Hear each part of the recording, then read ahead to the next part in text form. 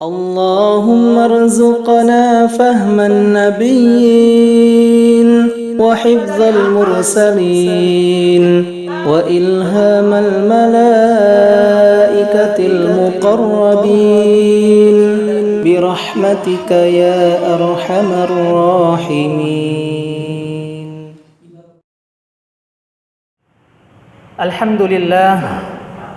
الحمد لله الذي أنعمنا بالتوفيق والهداية نحمده ونستعينه بحوله وقوته القوية فإنه لا حول ولا قوة إلا بالله.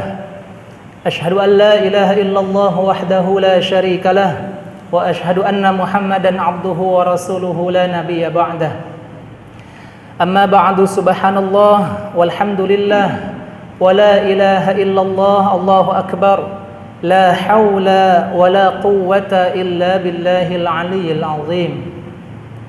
قال الله تعالى في كتابه الكريم أعوذ بالله من الشيطان الرجيم بسم الله الرحمن الرحيم يا أيها الناس اتقوا ربكم الذي خلقكم من نفس واحدة وخلق منها زوجها وبث منهما رجالا كثيرا ونساء واتقوا الله الذي تساءلون به والأرحام إن الله كان عليكم رقيبا. وقال أيضا أعوذ بالله من الشيطان الرجيم بسم الله الرحمن الرحيم والعصر إن الإنسان لفي خسر إلا الذين آمنوا وعملوا الصالحات وتواصوا بالحق وتواصوا بالصبر. Al-ayah amma ba'd. Pertama dan yang paling utama, tentu seraya dan senantiasa kita limpah curahkan rasa syukur kita. Puji-pujian kita hanya kehadirat Allah Azza wa Jalla, Zat yang menggenggam jiwa raga kita, yang mengatur segala urusan kita, bahkan yang menentukan hidup maupun mati kita. Yang tentu kita berharap mudah-mudahan segala kalimat syukur yang kita persembahkan hanya untuk Allah, kita digolongkan menjadi hamba-hambanya yang ahli syukur. Amin ya rabbal alamin. Salawat beserta salam semoga senantiasa tercurah limpah kepada satu-satunya makhluk yang kita idolakan, satu-satunya makhluk yang harus kita tempatkan di hati, satu-satunya makhluk yang perjuangannya demi kita, umatnya yang luar biasa, tidak lain tidak bukan baginda Nabi besar Muhammad sallallahu alaihi wasallam. Yang tentu juga kita berharap mudah-mudahan kecintaan kita terhadap beliau luar biasa. Amalan-amalan sunnah yang bisa kita kerjakan, yang dicontohkan oleh Rasulullah SAW, kita bisa genggam erat sampai ajal menjemput kita. Hadirin sidang Jumat rahimakumullah, mengawali isi khutbah Jumat pada siang hari ini dan untuk yang kesekian kalinya, selaku khatib kami berpesan, berwasiat kepada diri pribadi pada khususnya, umumnya kepada para mustami'in sekalian, para jamaah sekalian rahimakumullah, mari senantiasa kita meningkatkan kualitas takwa kita kepada Allah Subhanahu wa taala. Karena kita tahu bahwasanya takwa merupakan satu-satunya tolak ukur, satu-satunya barometer ketika Allah Azza wa Jalla melihat hamba-hambanya. Jadi derajat kita bukan dilihat karena ilmu kita, derajat kita bukan dilihat karena harta kita, derajat kita dilihat oleh Allah Azza wa Jalla bukan karena usia kita, status sosial kita, melainkan karena takwa. Hal ini sebagaimana termaktub dalam firman Allah surah Al-Hujurat ayat ke-13. A'udzu billahi minasyaitonir rajim. Inna akramakum indallahi atqakum. Bahwa sesungguhnya yang paling mulia di sisi Allah di antara kita ini adalah siapa yang paling bertakwa. Maka kalau kita melihat, memahami konteks dari ayat ini, bisa jadi orang yang sedang mendengarkan isi khutbah pada siang hari ini jauh lebih bertakwa dibandingkan yang sedang berkhutbah. Karena kita tidak tahu. Maka dari itu mari kita saling mengingatkan, berwasiat untuk mendekatkan diri kepada Allah dalam segala aspek kegiatan kita, rutinitas kita. Kita tempatkan posisi nilai takwa hanya kepada Allah nomor pertama.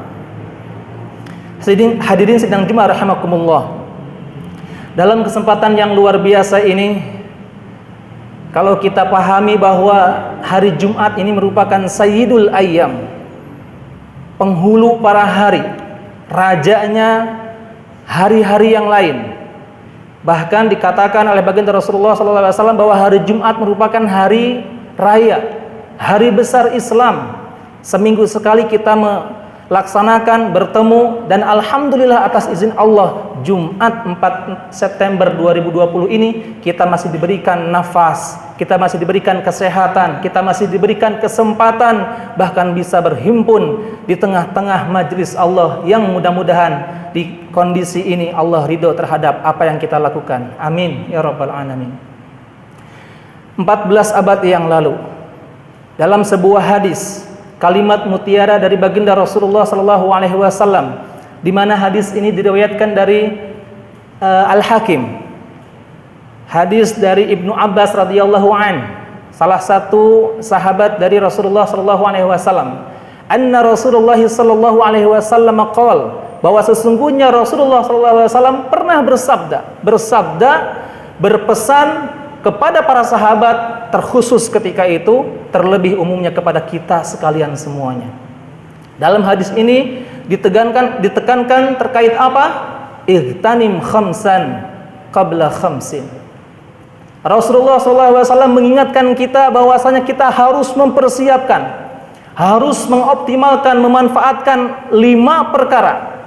Di mana 5 perkara ini perkara yang pasti akan kita terjadi, pasti akan kita alami sebelum 5 perkara. Sebelum 5 perkara yang pasti akan kita lewati dan akan kita jalani selama kita masih menghirup udara segar di dunia ini. Apa 5 perkara tersebut? Baginda Rasulullah SAW melanjutkan, syababaka qabla haramika. Waktu muda kalian, waktu muda kita semuanya sebelum datangnya hari tua. Kita tahu bahwasanya usia muda sangat luar biasa, potensial. Kadang-kadang semangat begitu menggebu-gebu berkobar. Tapi tahukah kita, tidak sedikit ujian rintangan di zaman sekarang ini yang kita sebut dengan akhir zaman. Tidak sedikit dengan lantang para pemuda mengatakan punya motivasi muda kaya raya, muda foya-foya, tua kaya raya, mati masuk surga. Mungkin terkesan sangat ideal, mungkin terkesan sangat betul-betul optimis. Tapi yang namanya foya-foya ini identik dan cenderung lebih dekat dengan yang namanya israf atau mubadzir. Dan sebagaimana kita ketahui dalam firman Allah Azza wa Jalla, yang namanya mubadzir ini dekat dengan yang namanya syaitan terkutuk. Innal mubadzirina kanu ikhwanas syayatin. Sesungguhnya orang-orang yang berhambur-hambur, berfoya-foya, menghambur-hamburkan harta, waktu, rezeki dan sebagainya, kanu ikhwanas syayatin, dinobatkan sebagai temannya syaitan. Na'udzubillah summa na'udzubillah. Maka dari itu, dalam pesan yang pertama ini, waktu muda kita mari kita manfaatkan. Bagaimana di waktu muda kita ada posisi-posisi tertentu yang bisa kita dekatkan kepada Allah Subhanahu wa taala. Di waktu senggang bukan HP yang kita ambil, melainkan Al-Qur'anul Karim. Di waktu luang bukan HP yang kita perhatikan, melainkan berzikir kepada Allah Subhanahu wa taala dan sebagainya. Karena kita tidak tahu apakah kita masih akan mencicipi usia 50 tahun, usia 60 tahun, usia 70 tahun. Yang itu semuanya hanya Allah Azza wa Jalla yang tahu. Wallahu a'lam. Kemudian dalam pesan ini Rasulullah SAW melanjutkan, wasihataka qabla saqamika. Kita tahu bahwasanya kita pernah mendengar yang namanya sehat itu mahal. Betul. Kapan? Ketika kita merasakan sakit. Waktu sehat kita sebelum datang waktu sakit kita. Betapa luar biasa kita mengharapkan sembuh ketika betul-betul penyakit menggerogoti tubuh kita. Salah satu nabi yang diberikan ujian luar biasa, bahkan penyakit itu belum pernah dan tidak akan pernah menimpa kepada umat di zaman sekarang, dialah Nabi Ayub alaihi salam. Nabi Ayub alaihi salam Allah Azza wa Jalla nobatkan sebagai orang yang sabar. Ketika itu iblis, setan mendengar kalimat Allah tersebut dan mengatakan, "Ya Allah, Engkau mengatakan Ayub orang yang sabar karena Engkau memberikan gelimang harta, karena Engkau memberikan dia kedudukan, karena Engkau belum menguji dia. Izinkan aku untuk menggoda, menguji dia. Niscaya Engkau akan menemukan Ayub mengeluh pada dirinya." Ketika itu Allah Azza wa Jalla mempersilahkan iblis menggoda Ayub sampai hartanya habis, keluarganya habis, sampai di ujung-ujung daripada ujian tersebut penyakit menimpa, dan penyakit ini yang luar biasa. Kalau kita sebut dengan penyakit korengan ya. Namun lebih daripada itu, keluar yang namanya belatung dari situ. Ya, lihat tatkala Nabi Ayub alaihissalam ingin bersuci, ya, karena diriwayatkan ketika itu juga Nabi Ayub ada wudu, ya, proses berwudu membersihkan. Ketika dibersihkan, lihat istrinya saking jijiknya melihat, Nabi Ayub alaihissalam meminta mangkuk, ya, untuk menyimpan ulat-ulat tersebut yang keluar dari tubuhnya, dari korengnya, diambil satu persatu. Tatkala itu istrinya jijik melihat, dia mengira akan dibuang itu ulat. Tapi setelah bersuci, Nabi Ayub alaihissalam menyimpan kembali ulat tersebut di tubuhnya. Dengan alasan apa? Dia mencari makan, dia tumbuh, dia lahir di tubuhku. Kalau aku buang dia, kemana dia akan mencari rezekinya? Masya Allah. Sampai luar biasa. Tapi tidak satu patah kata pun keluar kalimat keluh kesah dari Nabi Ayub alaihissalam. Walaupun dalam kondisi terhimpit. Nah, dalam posisi yang kedua ini, mari kita gunakan waktu sehat kita sebelum datangnya waktu sakit kita. Kemudian yang ketiga, Rasulullah SAW melanjutkan, wa ghinaka qabla faqrika ayyuhal hadirun rahimakumullah. Kita tidak tahu di hadapan kita, bahkan di antara kita tidak tahu di mana rezeki yang akan terkirim oleh Allah Azza wa Jalla, Allah titipkan kepada siapa di antara kita semuanya. Kalau memang Allah izinkan, Allah takdirkan kita diberikan kelebihan harta, mari kita manfaatkan di jalan Allah. Kita optimalkan, bahkan orientasi kita harus ke akhirat. Bagaimana harta saya ini berfungsi nilai akhirat, akhirat dan akhirat. Karena walal akhiratu khairul laka minal ula.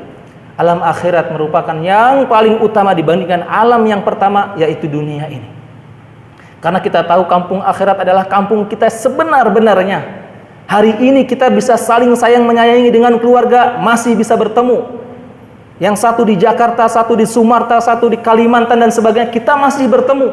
Tapi di kampung halaman yang abadi akhirat, kalau kita beda jurusan, kalau kita beda visi, kita beda akidah, na'udzubillah min dzalik, ini semuanya akan memberantakan kerukunan kita ketika sudah kembali ke hadirat Allah Subhanahu wa taala.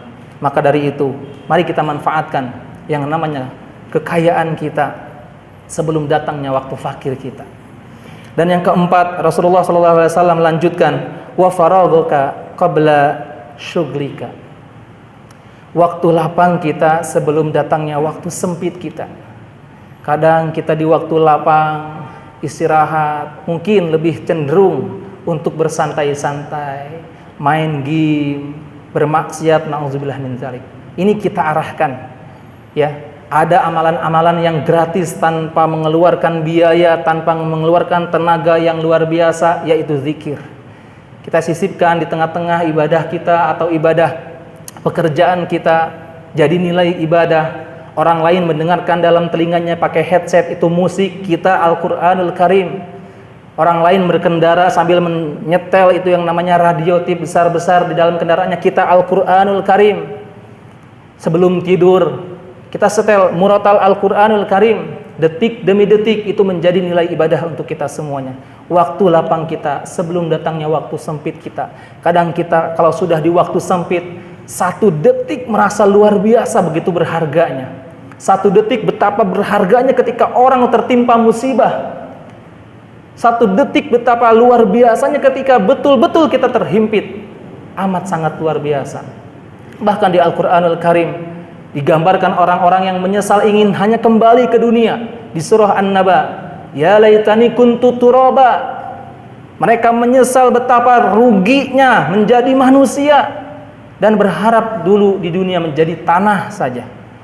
Bahkan di surah yang lain ada yang betul-betul ingin kembali dunia hanya untuk bersedekah dan sebagainya. Allahu Akbar. Ini menjadi pesan bagi kita semuanya bahwa waktu lapang kita sangat berharga sebelum datang waktu sempit kita. Dan yang terakhir Rasulullah SAW berpesan menegaskan wahayataka qabla mautika. Tentu ini yang pesan yang harus kita pahami. Hidup kita sebelum datangnya mati kita. Kita tidak tahu kapan kematian kita akan menghadap kepada kita. Kapan waktu kematian kita, di mana waktu mati kita, dan dalam kondisi apa kita akan mati menghadap keharibaan Allah Azza wa Jalla, kita tidak tahu. Ini masih rahasia ilahi. Tapi tentu kita berharap dengan hidup kita, hidup yang barokah, inilah yang paling utama. Karena kita hidup ini bukan mengejar yang namanya prestasi, bukan mengejar yang namanya nominal yang luar biasa, melainkan apapun, seberapapun yang Allah berikan harus kita bingkai dengan keberkahan. Dan ending daripada hidup kita, kita harus targetkan bagaimana kita mati dalam husnul khatimah, mati dalam kondisi syahid. Ini yang harus menjadi cita-cita kita di akhir hayat kita di dunia ini. Terlebih lagi kita tidak tahu kapan, di mana, dan dalam kondisi apa kita ketika dipanggil oleh Allah Subhanahu wa taala. Terlebih di tengah-tengah kondisi pandemi COVID-19. Kita tidak tahu ya, penyakit yang tidak bisa kita lihat secara detail. Padahal banyak hikmah di balik ini semuanya. Tapi kita tetap waspada. Kita tetap berdoa, terus mendekat diri kepada Allah, bukan semakin menjauh, mempertahankan harta untuk 5-7 turunan, mempertahankan rezeki untuk nanti dan nanti. Hutang tidak dibayar karena takut nanti mati kelaparan dan sebagainya. Padahal itu pemikiran yang terbalik. Inilah kesempatan kita. Di tengah-tengah ancaman kematian yang mungkin akan mengintai kita, kita berusaha untuk memaksimalkan apa yang bisa kita berikan sebaik-baiknya untuk tetangga, keluarga, dan handai taulan. Mudah-mudahan kapanpun, dimanapun, dan dalam kondisi apapun, ketika Allah memanggil kita untuk menghadap keharibaannya, semoga kita dipanggil dalam keadaan husnul khatimah. Amin ya rabbal alamin.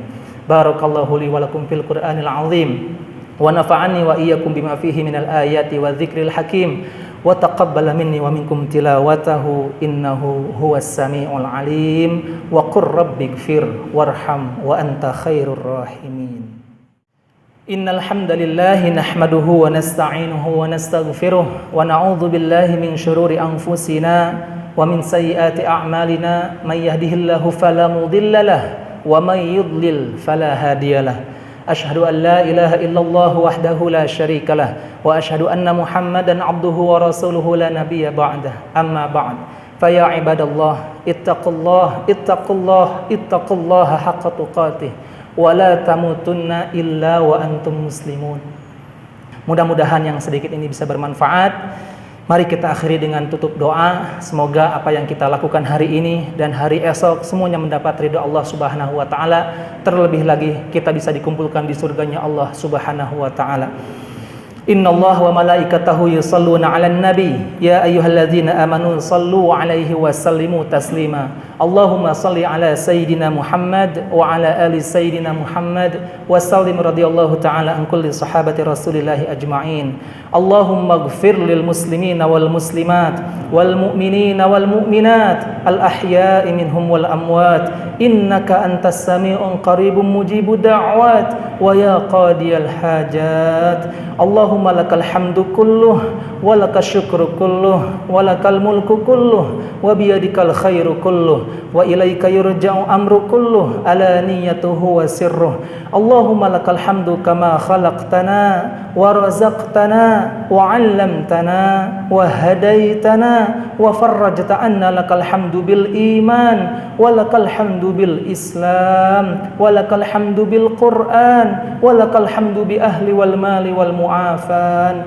Allahumma ahyina bil iman, wa amitna bil iman, wahsyurna bil iman, wa adkhilna al jannata ma'al iman, wa khaddim lana minal jinni wasyaitani ma'al iman. Allahumma a'izil Islam wal muslimin, Allahumma a'izil Islam wal muslimin, wa a'li kalimataka ila yaumiddin. Rabbana zalamna anfusana wa in lam taghfir lana wa tarhamna lanakunanna minal khasirin. Rabbana akhir hayatana min hadhihi dunya bihusnil khatimah wa la tuakhir hayatana illa bihusnil khatimah.